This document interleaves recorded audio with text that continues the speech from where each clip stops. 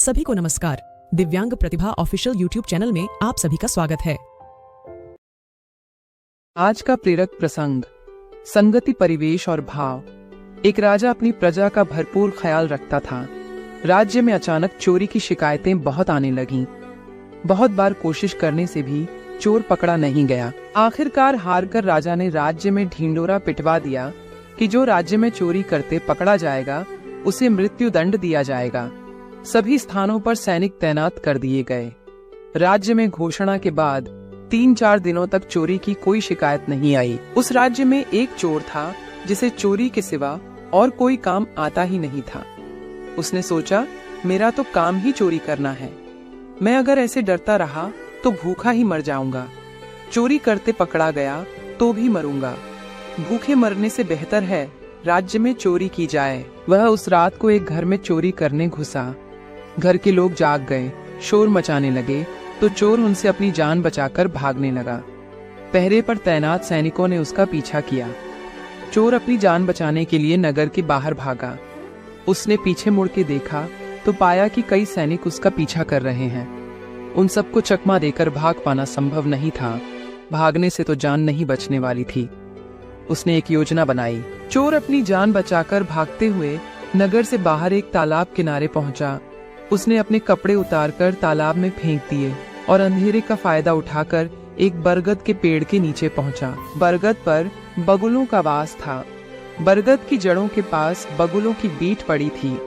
चोर ने वह बीट उठाकर उसका तिलक माथे पर लगा लिया और बरगद के पेड़ के नीचे आंख मूंद कर ऐसे स्वांग करने बैठा जैसे साधना में लीन हो। थोड़ी देर बाद चोर को खोजते खोजते सैनिक भी वहां पहुंच गए, पर उनको चोर कहीं नजर नहीं आ रहा था। चोर को खोजते खोजते सुबह हो गई। आखिरकार उनकी नजर बाबा बने चोर पर पड़ी। सैनिकों ने बाबा से पूछा, बाबा इधर किसी को आते देखा है क्या? पर ढोंगी बाबा तो समाधि लगाए बैठा था। वह जानता था कि बोलूंगा तो पकड़ा जाऊंगा। वह मौनी बाबा बन गया और समाधि का स्वांग करता रहा। सैनिकों को बाबा पर कुछ शंका तो हुई, पर क्या करें? कहीं सही में बाबा कोई बड़ा संत निकला तो सैनिकों को बाबा पर शक था। इसीलिए उन्होंने छुपकर बाबा पर नजर रखना जारी रखा। सैनिकों की यह बात चोर भांप गया। जान बचाने के लिए वह भी चुपचाप बैठा रहा। 1 दिन, 2 दिन, 3 दिन बीत गए। बाबा बरगद के पेड़ के नीचे बैठा रहा। राज्य में चर्चा शुरू हो गई कि कोई सिद्ध संत बाबा पता नहीं कितने समय से बिना खाए पिए समाधि लगाए बैठे हैं। सैनिकों को तो उनके अचानक दर्शन हुए हैं। राज्य के लोग उस बाबा के दर्शन को पहुंचने लगे। संत बाबा के पास भक्तों की अच्छी खासी भीड़ जमा होने लगी। राजा तक यह बात पहुंच गई।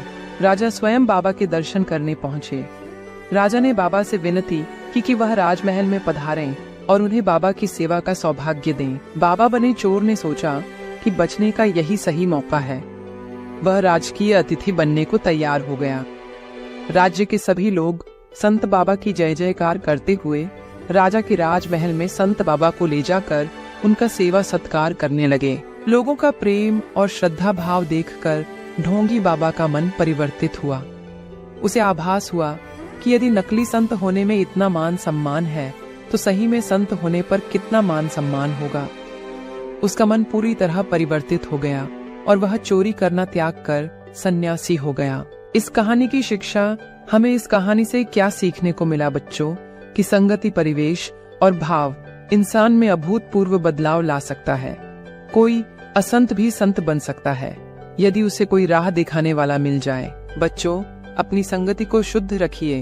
विकारों का स्वतः पलायन आरंभ हो जाएगा। तो बच्चों, सदैव प्रसन्न रहिए। जो प्राप्त है पर्याप्त है। जिसका मन मस्त है उसके पास समस्त है। मेरे प्रिय दोस्तों और बच्चों, हमारे चैनल को सब्सक्राइब कीजिए, इस वीडियो को लाइक कीजिए, बेल आइकन को दबाइए और इसी तरह की रोमांचक, जादुई और साहसी कहानियां सुनने के लिए हमारे साथ जुड़े रहिए। फिर मिलेंगे बच्चों और दोस्तों। तब तक अपना और अपनी फैमिली का ख्याल रखिए। धन्यवाद। इसी प्रकार की दिव्यांग प्रतिभा से भरे वीडियो देखने के लिए और दिव्यांग संबंधी महत्वपूर्ण खबरें और दिव्यांग विशेष संगठनों के प्रचार हेतु बने रहें दिव्यांग प्रतिभा ऑफिशियल यूट्यूब चैनल के साथ। वीडियो पूरा देखने के लिए आप सभी का बहुत बहुत धन्यवाद।